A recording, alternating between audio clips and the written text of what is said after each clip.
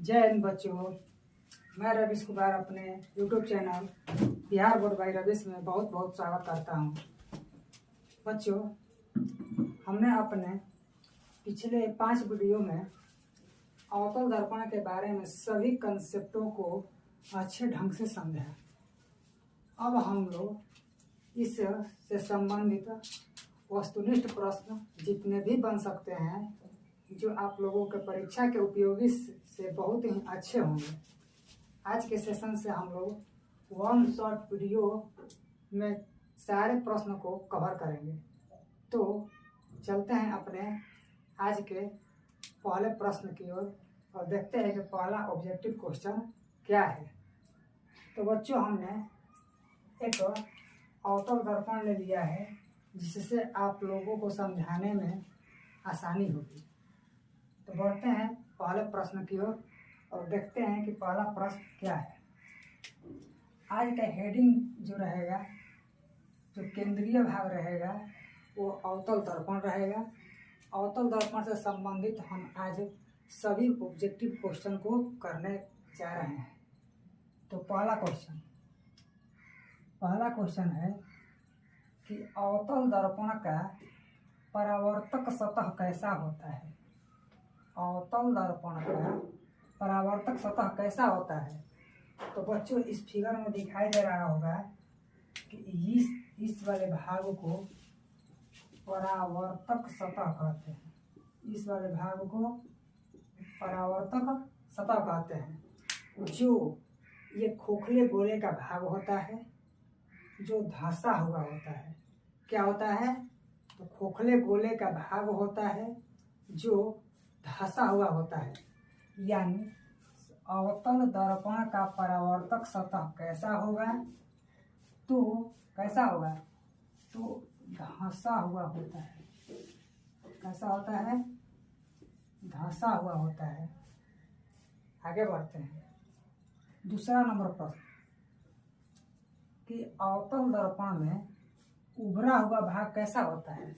तो इस फिगर में जैसा कि दिखाया गया है कि अवतल दर्पण का जो उभरा हुआ भाग है, यानी कि बाहर की तरफ जो रेखा निकली हुई है उसे कलई किया हुआ है और वह बाहर की ओर क्या है?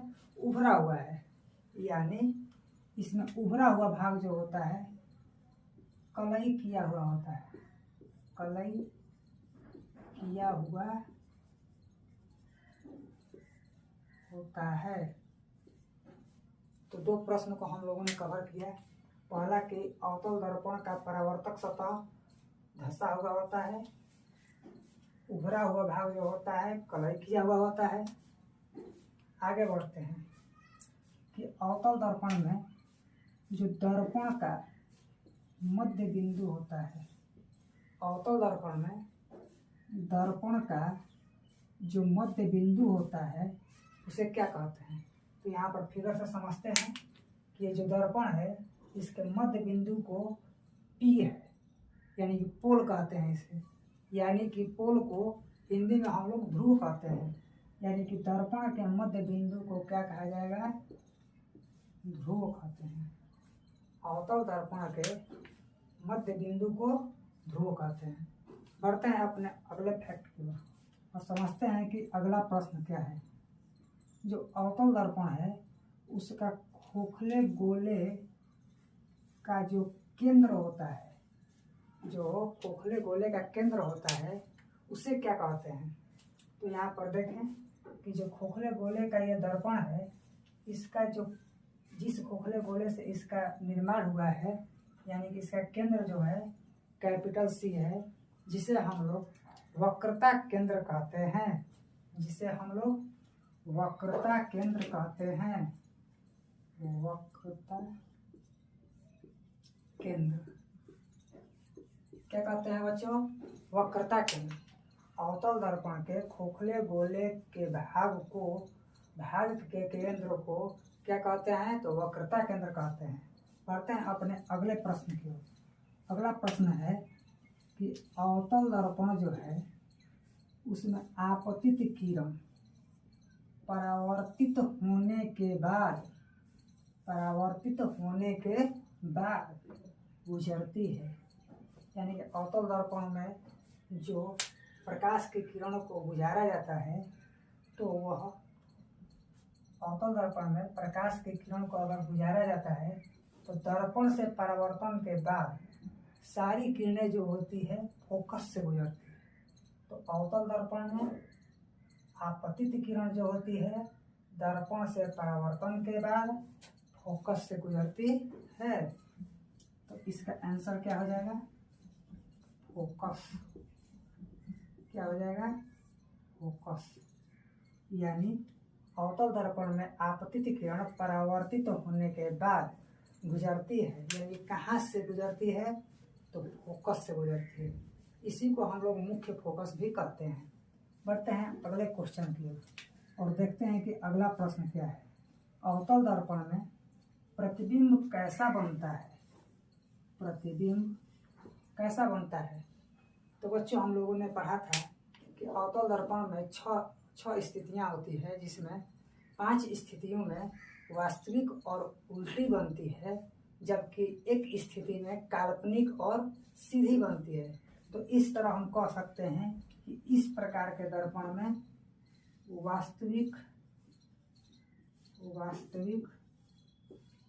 तथा काल्पनिक, वास्तविक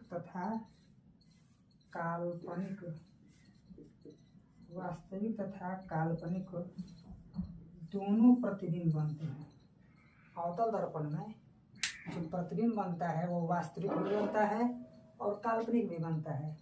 बढ़ते हैं अपने अगले प्रश्न की ओर।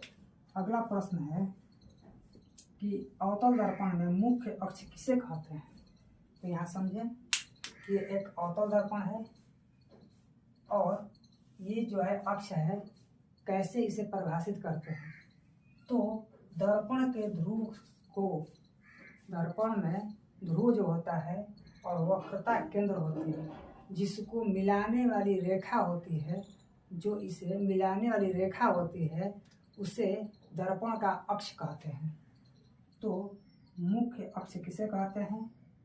तो सी तथा दर्पण के पी को मिलाने वाली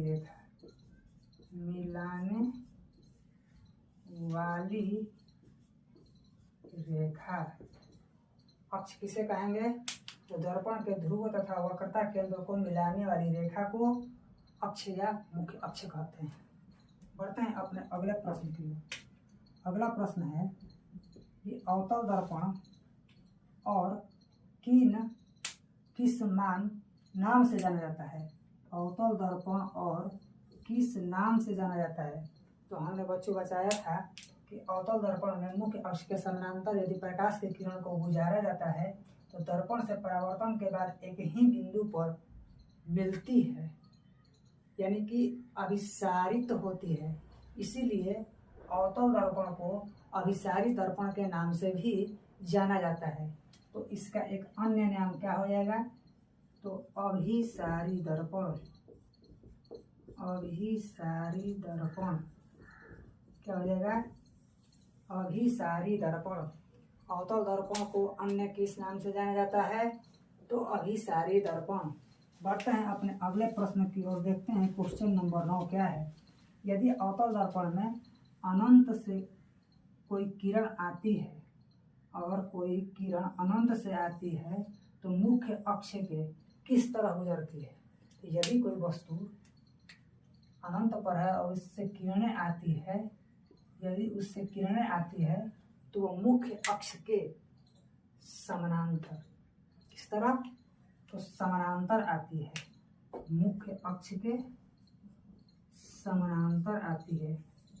यानी यदि हम अवतल दर्पण में प्रकाश को अनंत से लाएं तो वो मुख्य अक्ष के समानांतर गुजरती है। बढ़ते हैं अपने अगले प्रश्न की ओर और देखते हैं क्वेश्चन नंबर 10। अवतल दर्पण में यदि अनंत पर स्थित वस्तु हो तो उसका प्रतिबिंब कहाँ बनता है? तो हम लोगों ने पढ़ा था कि यदि कोई वस्तु अनंत पर हो तो उसका प्रतिबिंब जो बनता है फोकस पर बनता है। कहाँ बनता है? तो फोकस। कहाँ पर बनता है? तो फोकस। बढ़ते हैं अपने अगले प्रश्न की ओर। अगला प्रश्न है 11 नंबर कि अनंत पर वस्तु यदि कहाँ पर है? अनंत पर है तो वस्तु का प्रतिबिंब की प्रकृति और आकार क्या होगा? तो बच्चों क्वेश्चन नंबर 11 का हमारा आंसर होगा कि प्रकृति जो होगी, समझा जाए कि यदि वस्तु का प्रतिबिंब दर्पण के सामने है तो वास्तविक और उल्टा, और अनंत पर वस्तु स्थित है तो प्रतिबिंब जो होगा बिंदुवत बनता है। यानी कि 11 का उत्तर जो होगा, प्रकृति पूछे तो वास्तविक और उल्टा, और आकार जो है वो बिंदुवत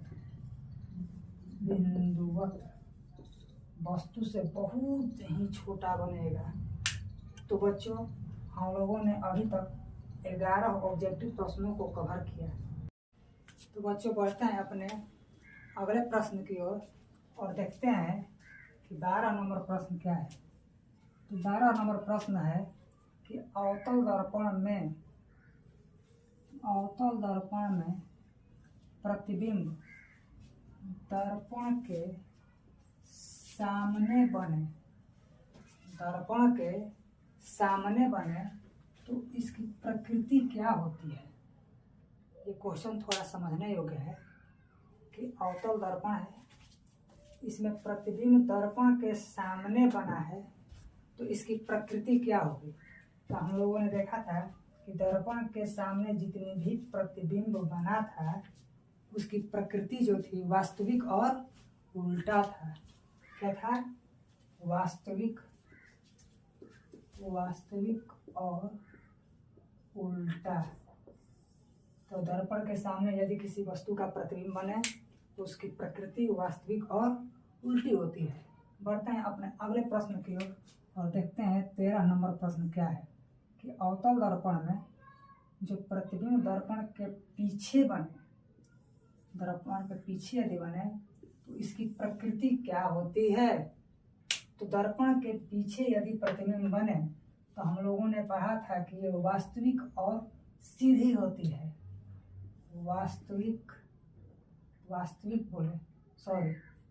काल्पनिक और सीधी होती है।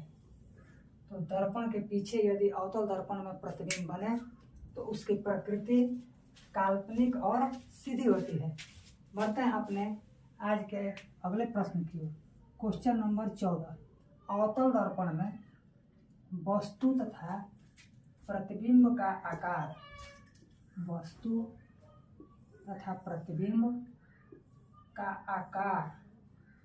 क्या लाना है? बराबर लेना है। तो यदि अवतल दर्पण में वस्तु का आकार और प्रतिबिंब का आकार दोनों ही बराबर हो तो उसे कहाँ होना चाहिए? प्रश्न है कि अवतल दर्पण में वस्तु तथा प्रतिबिंब का आकार बराबर कहाँ होता है? तो हम लोगों ने पढ़ा था कि अवतल दर्पण में यदि वक्रता केंद्र पर वस्तु को रखा जाए तो इसका प्रतिबिंब भी वक्रता केंद्र पर बनती है और वस्तु की ऊंचाई और प्रतिबिंब की ऊंचाई दोनों आपस में बराबर होता है। तो कह सकते हैं कि वस्तु कहाँ रखी जाए? तो सी पर, यानी कि वक्रता केंद्र पर। बढ़ते हैं अगले प्रश्न की ओर। क्वेश्चन नंबर 15 यदि अवतल दर्पण में वस्तु का प्रतिबिंब अनंत पर हो, प्रतिबिंब कहाँ हो? अनंत पर हो, तो वस्तु कहाँ रखा गया है? यदि वस्तु का प्रतिबिंब अनंत पर हो तो वस्तु कहाँ रखा गया है? यानी कि हमने पढ़ा था कि यदि वस्तु का प्रतिबिंब जो है अनंत पर बने तो वस्तु हम लोग कहाँ रखते हैं? तो पढ़ा था कि फोकस पर रखते हैं। कहाँ पर रखते हैं? तो फोकस पर रखते हैं। बढ़ते हैं अपने अगले प्रश्न की ओर। Question number 16। अवतल दर्पण में प्रकाश को फोकस पर आपतित किया जाए, फोकस पर आपतित किरण को किया जाए तो क्या होगा। तो हम लोगों ने पढ़ा था कि यदि अवतल दर्पण में फोकस से प्रकाश किरण को गुजारा जाए तो परावर्तन के बाद या परावर्तित के बाद ये मुख्य अक्ष के समानांतर हो जाती है। कैसी होती है। तो मुख्य अक्ष के समानांतर, मुख्य अक्ष के समानांतर हो जाती है। बढ़ते हैं अपने अगले प्रश्न की ओर। अवतल दर्पण में वस्तु C पर हो तो प्रतिबिंब कहाँ पर बनता है। तो बच्चों हम लोगों ने अपने पिछले प्रश्न में इसे डिस्कशन किए थे कि यदि वस्तु C पर हो तो प्रतिबिंब भी कहाँ बनता है। तो C पर बनता है, यानी कि वक्रता केंद्र पर बनता है। बढ़ते हैं अपने अगले प्रश्न की ओर। अवतल दर्पण में वस्तु को कहाँ रखें, अवतल दर्पण में वस्तु को कहाँ रखें कि प्रतिबिंब काल्पनिक और सीधी बने। वीवीआई पॉइंट है ये कि अवतल दर्पण में वस्तु को कहाँ रखें कि इसका प्रतिबिंब काल्पनिक और सीधा बने। तो अवतल दर्पण में हम लोगों ने एक ही स्थिति में ये पढ़ा है कि यदि कोई वस्तु का प्रतिबिंब काल्पनिक और सीधा बन रहा है तो वस्तु दर्पण के ध्रुव तथा फोकस के बीच रखा जाता है, यानी कि वस्तु को हम लोग यहाँ पर रखेंगे, यानी कहाँ पर रखेंगे। तो F एंड P, F और P के बीच, F और P के बीच। बढ़ते हैं अपने अगले प्रश्न की ओर और देखते हैं क्वेश्चन नंबर 19। अवतल दर्पण में फोकस दूरी, अवतल दर्पण में फोकस दूरी कहते हैं, यानी कि अवतल दर्पण में फोकस दूरी को किससे कहते हैं। तो फोकस दूरी जो होती है दर्पण के ध्रुव और फोकस के बीच की दूरी जो होती है इसे फोकस दूरी कहते हैं, यानी कैपिटल F तथा कैपिटल P के बीच की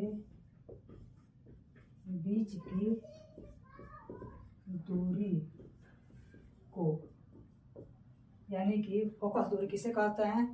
तो दर्पण में, अवतल दर्पण में दर्पण के ध्रुव तथा फोकस के बीच की दूरी को फोकस दूरी कहते हैं। बढ़ते हैं अपने अगले प्रश्न की ओर और देखते हैं क्वेश्चन नंबर 20 क्या है। अवतल दर्पण में वक्रता त्रिज्या किसे कहते हैं, वक्रता त्रिज्या किसे कहते हैं।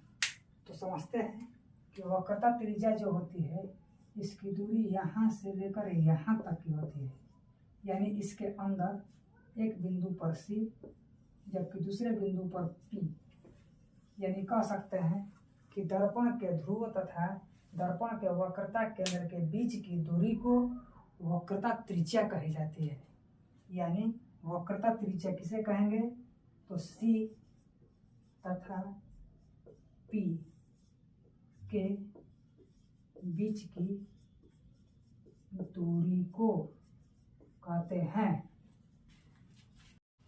तो बच्चों बढ़ते हैं अपने अगले प्रश्न की ओर और देखते हैं कि क्वेश्चन नंबर 21 क्या है। क्वेश्चन नंबर 21 जो है बच्चों कि अवतल दर्पण में कैपिटल R और स्मॉल f के बीच संबंध क्या होता है। यानी कि अवतल दर्पण में जो वक्रता त्रिज्या होती है, यानी वक्रता त्रिज्या जो होती है इन दोनों के बीच संबंध क्या होता है। तो इसमें एक फॉर्मूला पढ़ा जाता है कि स्मॉल f बराबर कैपिटल R बटा में 2, स्मॉल f बराबर यानी फोकस दूरी बराबर वक्रता त्रिज्या बटा में 2 होता है। आगे बढ़ते हैं अपने अगले प्रश्न की ओर। क्वेश्चन नंबर 22, अवतल दर्पण में वक्रता त्रिज्या होती है फोकस दूरी की, यानी कि अवतल दर्पण में वक्रता त्रिज्या जो है फोकस दूरी से क्या होती है। तो यहाँ पर एक हम लोग इक्वेशन पढ़ेंगे कि कैपिटल R बराबर 2F, 2F जो होगा वो स्मॉल होगा। तो देखा जाए कि वक्रता त्रिज्या जो है फोकस दूरी की दुगनी है। कितनी है? वक्रता त्रिज्या फोकस दूरी की दुगनी है। बढ़ते हैं अपने अगले प्रश्न की ओर। क्वेश्चन नंबर 23, अवतल दर्पण में फोकस दूरी जो होती है वक्रता त्रिज्या की होती है। तो इसमें उसका जस्ट उल्टा होगा, यानी कि F बराबर R/2, यानी कि फोकस दूरी जो होती है वक्रता त्रिज्या की देखा जाए तो यहाँ पर आधी है। कितनी है? तो आधी है। देखा जाए यहाँ की फोकस दूरी जो है ये वाला भाग है और वक्रता त्रिज्या जो है ये वाला भाग है। तो यहाँ पर देखा जाए तो फोकस दूरी जो है छोटी है, वक्रता त्रिज्या बड़ी है। तो यहाँ पर हो जाएगा कि अवतल दर्पण में फोकस दूरी वक्रता त्रिज्या की आधी होती है। कितनी होती है? तो आधी होती है। आगे बढ़ते हैं। अवतल दर्पण यदि प्रतिबिंब पीछे की हो उसकी प्रकृति कैसी होगी। तो हम लोगों ने पढ़ा है कि इसकी प्रकृति जो होगी, अवतल दर्पण में प्रतिबिंब पीछे है तो इसकी प्रकृति जो होगी काल्पनिक और सीधा होगा। काल्पनिक और सीधा होगा। बढ़ते हैं अपने अगले प्रश्न की ओर। क्वेश्चन नंबर 24, क्वेश्चन नंबर 25, अवतल दर्पण में यदि प्रकाश की किरण को C से गुजारा जाए तो परावर्तित होने के बाद कहाँ से होकर गुजरती है।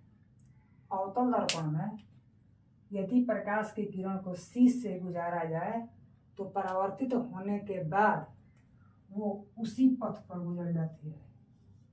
उसी पथ पर, यानी कह सकते हैं उसी पथ पर लौट जाती है। उसी पथ पर लौट जाती है। बढ़ते हैं अपने अगले प्रश्न की ओर और देखते हैं क्वेश्चन नंबर 26 कि अवतल दर्पण में गाड़ी के हेडलाइट, यानी कि यहाँ पर हम लोग उपयोग के बारे में पढ़ेंगे कि अवतल दर्पण का उपयोग हम लोग अपने दैनिक जीवन में किस किस चीज़ों में किया करते हैं। तो बच्चों यहाँ पर देखा जाए कि अवतल दर्पण का प्रयोग गाड़ी के हेडलाइट में किया जाता है। पहला पॉइंट क्या है कि गाड़ी के हेडलाइट में की जाती है। दूसरा पॉइंट है टर्च के हेडलाइट में की जाती है। दूसरा पॉइंट क्या है कि टर्च के हेडलाइट में की जाती है। अगला पॉइंट सौर भट्ठी में की जाती है। अगला पॉइंट है सोलर प्लेट में की जाती है। अगला लेजर लाइट में इसका प्रयोग किया जाता है। बढ़ते हैं अपने अगले प्रयोग की ओर। इसका प्रयोग जो होता है, जो अस्पताल में नाक, कान और दांत को देखने के लिए डॉक्टर जो होते हैं इस अवतल दर्पण का ही प्रयोग करके अपने कार्य को संपन्न करते हैं। यानी कि नाक, कान और दांत, इन तीनों में अवतल दर्पण का प्रयोग किया जाता है। आगे भी पॉइंट है कि अवतल दर्पण में इस दाढ़ी बनाने वाले का भी प्रयोग किया जाता है। यानी कि दाढ़ी जो हम लोग बनाते हैं इसमें अवतल दर्पण का प्रयोग किया जाता है, जिसे हाजमती भी कहा जाता है। बढ़ते हैं अपने आज के लास्ट प्रश्न की ओर, और क्वेश्चन नंबर जो है 30। अवतल दर्पण में वस्तु यदि अनंत और वक्रता केंद्र के बीच हो तो उस वस्तु का प्रतिबिंब कहाँ बनेगी? उस वस्तु का प्रतिबिंब कहाँ बनेगी? तो हमने बताया था कि सी का सी लिख देना चाहिए, और अनंत है तो इसके बदले में क्या बताए थे? तो एफ, यानी कि सी तथा एफ के बीच, सी तथा एफ के बीच बनती है। तो बच्चों, हम लोगों ने इस तरह अपने अवतल दर्पण में जितने भी ऑब्जेक्टिव क्वेश्चन परीक्षा के दृष्टिकोण से उपयोगी था, इस वन शॉर्ट वीडियो में आप सभी क्वेश्चनों को हम कवर कर दिए हैं।